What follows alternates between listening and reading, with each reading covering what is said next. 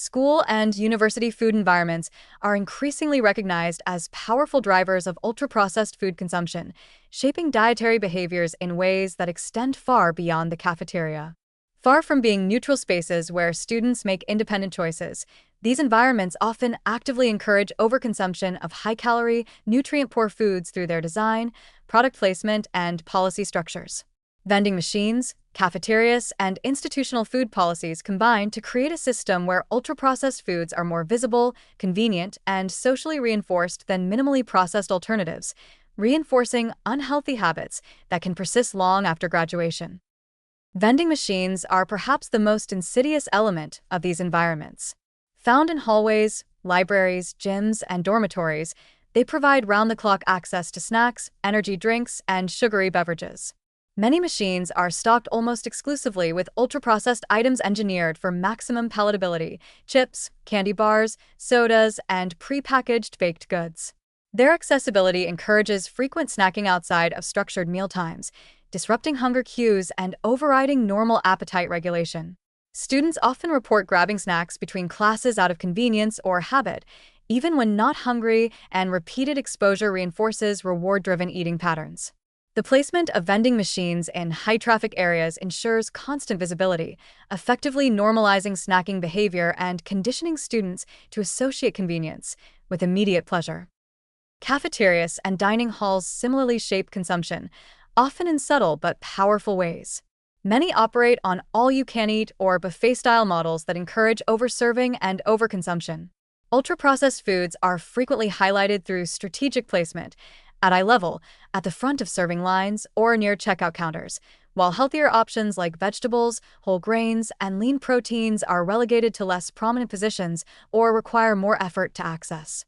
Menu planning frequently prioritizes flavor, cost, and speed over nutritional quality, with highly engineered foods dominating daily offerings. Marketing within dining halls, promotional posters, combo deals, and specials on pizza, fries, and desserts further nudges students toward these choices.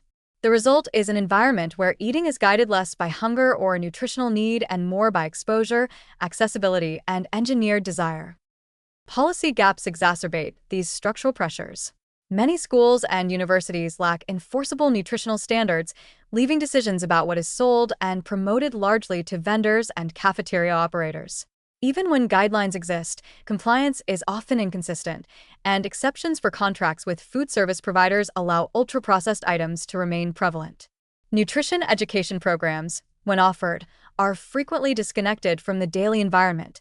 Students learn about healthy eating but have few opportunities to act on that knowledge within their own institutions. Subsidies or partnerships that make ultra-processed foods cheaper or more profitable than whole foods further skew choices toward engineered convenience. The policy vacuum effectively allows structural and economic incentives to overpower personal intention, creating a system where unhealthy consumption is not just easy, but actively encouraged. The cumulative effect of these factors is a predictable pattern of overconsumption. Students and children exposed to these environments regularly consume more calories than they need, often from highly processed, low-nutrient sources. The combination of constant availability, reward-engineered flavors, and institutional reinforcement weakens natural satiety signals and conditions the brain to seek ultra-palatable stimulation over balanced nutrition. Over time, this contributes to obesity, insulin resistance, metabolic dysregulation, and a host of mental health consequences, including poor stress resilience and emotional eating. Young people learn to expect high-intensity flavors and convenience, making it more difficult to maintain healthy eating habits outside of the institutional setting. The warning from public health experts is stark. Schools and universities are not merely neutral sites for food provision. They are shaping the biological and behavioral trajectory of young people. Without comprehensive policies to limit ultra-processed food availability, prioritize whole foods, and align marketing and placement strategies with health objectives, these institutions risk embedding lifelong patterns of overconsumption. Reliance on personal responsibility alone is insufficient. Even motivated students face an environment engineered to override appetite regulation, exploit reward pathways, and normalize repeated intake of low-quality foods. If interventions fail, the consequences extend far beyond immediate caloric excess. Exposure during formative years can permanently alter taste preferences, reward sensitivity, and metabolic set points, creating a population increasingly prone to obesity, chronic disease, and emotional eating. School and university food environments are not just feeding students, they are training them. Without structural change, the lesson being taught is one of convenience, engineered pleasure, and biological overconsumption, rather than nourishment, moderation, and long term health.